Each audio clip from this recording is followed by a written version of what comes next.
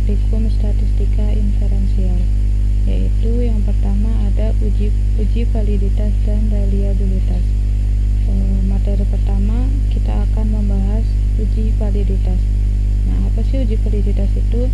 Uji validitas yaitu ketepatan dan kecermatan suatu pengukuran alat ukur atau instrumen dalam melakukan fungsi ukurannya, yang berguna untuk mengetahui kevalidan atau kesesuaian angket atau kuesioner yang digunakan peneliti untuk mengukur dan untuk memperoleh data penelitian dari responden. Atau uji validitas itu dapat digunakan untuk mengetahui bahwa data yang sudah didapat itu sudah valid atau dikatakan tidak valid. Nah, gimana sih data itu dikatakan valid? Kita bisa menggunakan dua cara. Yang pertama, kita menggunakan nilai dari R hitung itu dengan R tabel. Nah, di sini nilai R hitung itu harus lebih besar dari R tabel.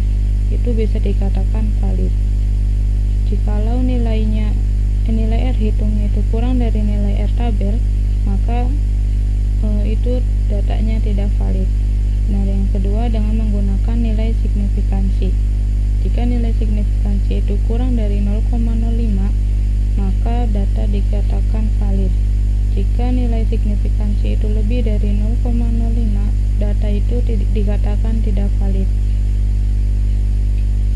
Di sini kita menggunakan angket motivasi berprestasi matematika. Bumi melakukan percobaan penelitian dengan menggunakan angket, yaitu angket motivasi berprestasi matematika, dengan 15 butir soal yang diajukan kepada 32 responden.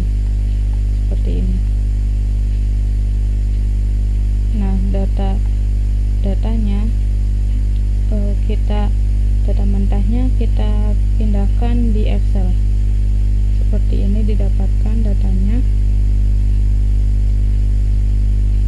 Yang ini, kemudian kita masuk ke aplikasi SPSS. Nah, di sini ada dua, yaitu ini yang akan kita gunakan. Nah, kemudian setelah kita mengerjakan di sini, maka akan muncul hasil outputnya di sini. Yang pertama, kita pada lembar layar jendela ini kita menuju ke variable view. Nah, di variable view kita masukkan namanya. Nah, di sini saya sudah membuat namanya itu seperti ini, tinggal kita kopikan saja pada variable view-nya biar cepat. Di sini pada bagian nama kita pastekan. Nah, akan muncul seperti ini, kemudian ditambahkan satu kolom lagi yaitu untuk total. Kemudian pada bagian desimal kita rubah nilainya menjadi 0 semua. Di sini kita rubah jadi 0.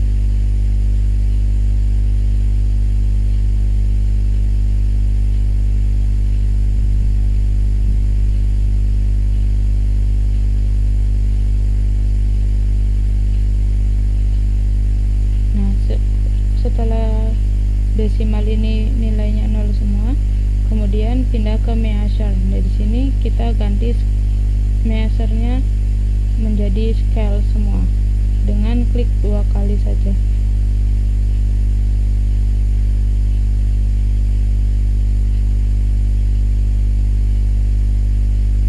Nah, setelah itu kita menuju ke data view. Nah, di sini sudah muncul tadi nama-nama yang ada di variable view-nya. Kemudian kita copy pastekan datanya yang sudah kita dapatkan. Tinggal kita copy datanya. Nah, kita kopikan ke SPSS-nya. Di sini kita copy paste. Nah, didapatkan datanya seperti ini. Ada 32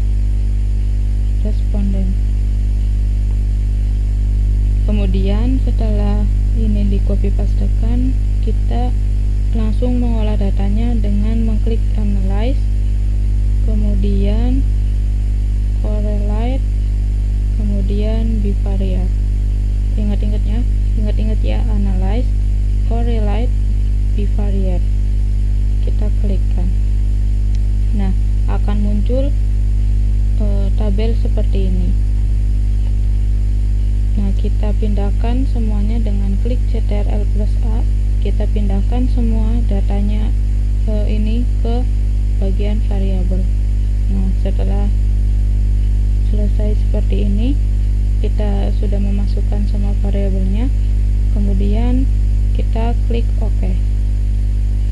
Nah, pada bagian output ini didapatkan hasil dari korelasi uji validitasnya seperti ini. Biar kita memudahkan untuk membacanya, saya pindahkan data ini pada Microsoft Word. Nah, didapatkan hasilnya pada Microsoft Word itu seperti ini. Hasil interpretasi output validitas. Correlation-nya didapatkan seperti ini. Nah, untuk Pearson correlation ini yaitu sebagai R hitung. Nah, signifikansinya ini, nilai signifikansinya. Saya bedakan warnanya biar saat memindahkan datanya atau saat membuat rangkumannya itu tidak bingung. Kemudian hasil output uji validitas tadi, dari hasil yang didapat, nilai skor item dengan skor total, nilai yang didapat kemudian dibandingkan dengan nilai R tabel. Nah, caranya yaitu dengan R tabel dicari pada signifikansi 5%, 0,05 dengan uji dua sisi. Datanya itu kan tadi ada 32 responden. Jika dilihat dari R tabelnya seperti ini. Nah, dari 5% ini kita tarik ke bawah sampai ke 32. Nah, di sini didapatkan 0,349. Maka R tabelnya sebesar 0,349. Nah, setelah R tabel didapatkan, kemudian bisa kita rangkum hasilnya pada tabel seperti ini. Nah, kita pindahkan datanya dari Pearson correlation R hitung yang tadi ini, yang warnanya biru muda. Nah, ini sebagai Pearson correlation atau R hitung. Nah, yang kuning keoranjan ini sebagai nilai signifikannya.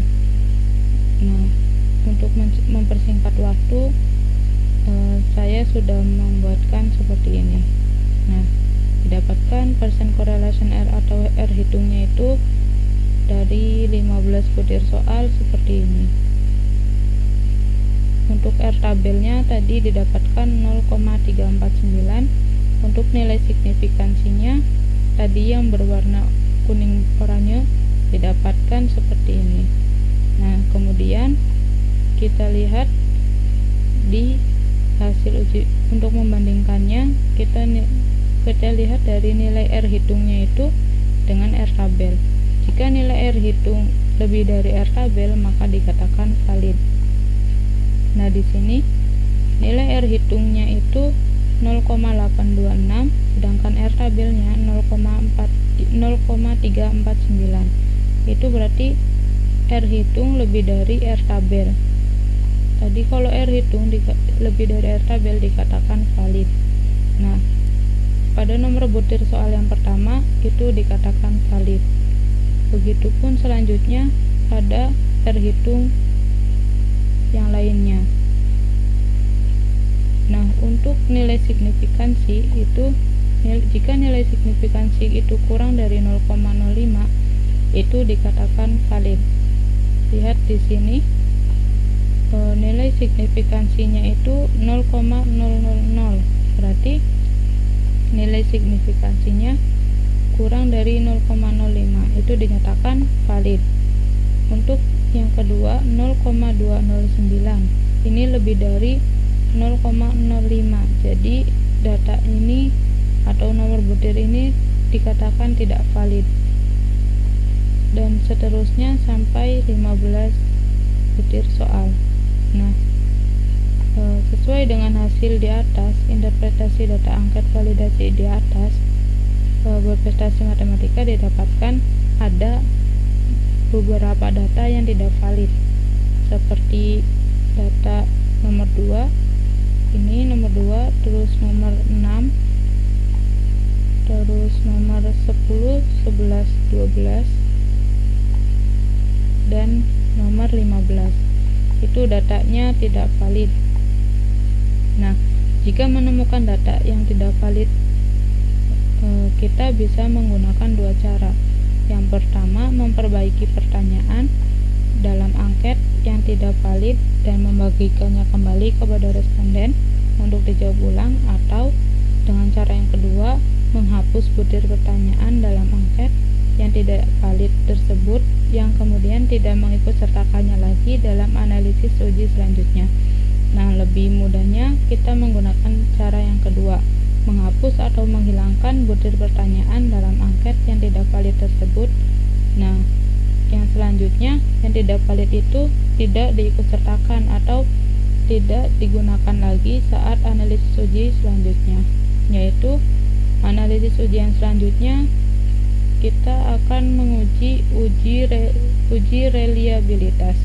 Nah, uji reliabilitas itu bertujuan untuk mengetahui konsistensi dari angket yang digunakan. Bisa itu menunjukkan reliable atau tidak. Nah, dapat dibuktikan dengan pengambilan keputusannya, yaitu alfa lebih dari R tabel, itu bisa dikatakan reliable. Kalau alfanya kurang dari R tabel, itu tidak reliable.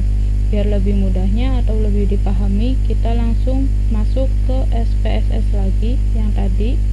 Tapi untuk data yang tidak valid tadi, yaitu nomor berapa ya? Nomor 2. Nomor 2. Tadi nomor berapa yang tidak valid? Nomor 2. Kembali lagi ke sini. Ini nomor 2, kita klik kiri terus klik kanan, kita clear, kita hapus. Kemudian nomor 6, ini nomor butir 6, caranya sama, di clear atau dihapus. Terus nomor 10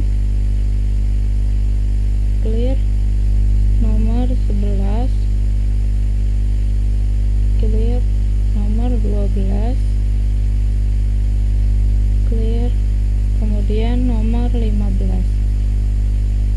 Nah, setelah kita menghapus nomor butir soal yang tidak valid tadi, kemudian kita bisa langsung mengujinya atau menganalisis data ini yang sudah valid, yang dikatakan valid tadi, dengan mengklik analyze, kemudian mengklik scale, kemudian mengklik reliability analyze. Nah, di sini muncul seperti ini, semuanya kecuali yang total kita pindahkan ke bagian item. Nah, ini ke sini kan. Nah, setelah itu, setelah seperti ini sudah, kemudian kita klik statistik, akan muncul tampilan seperti ini. Nah, pada reliability analysis statistik, kita klik bagian scale if item deleted, kemudian kita klik continue, kemudian kita klik OK. Nah, di sini untuk reliabilitasnya didapatkan seperti ini. Nilai Cronbach alfanya yaitu 0,741. Biar lebih mudahnya, saya pindahkan data ini ke Microsoft Word, yaitu dengan cara klik kanan seperti ini, kemudian copy, kemudian kita pastekan di Microsoft Word-nya. Nah, hasil interpretasi output reliabilitasnya seperti ini. Dari hasil analisis interpretasi didapat nilai alfanya yaitu 0,741. Ini lihat dari sini 0,741. Nah, terus sedangkan nilai R kritis uji dua sisi pada signifikansi 5% atau 0,05 dengan jumlah respondennya itu atau N-nya itu 32. Nah, dan R tabel didapat sebesar 0,349. Karena nilai alfa itu lebih dari R tabel atau 0,741, nilai alfanya itu lebih dari 0,349 atau nilai R tabelnya, maka dapat disimpulkan bahwa butir-butir instrumen penelitian tersebut dikatakan reliable. Nah, sekian pembahasan pada materi uji validitas dan reliabilitas. Jika ada yang belum dipahami, bisa ditanyakan pada kolom diskusi. Saya akhiri, wassalamualaikum warahmatullahi wabarakatuh.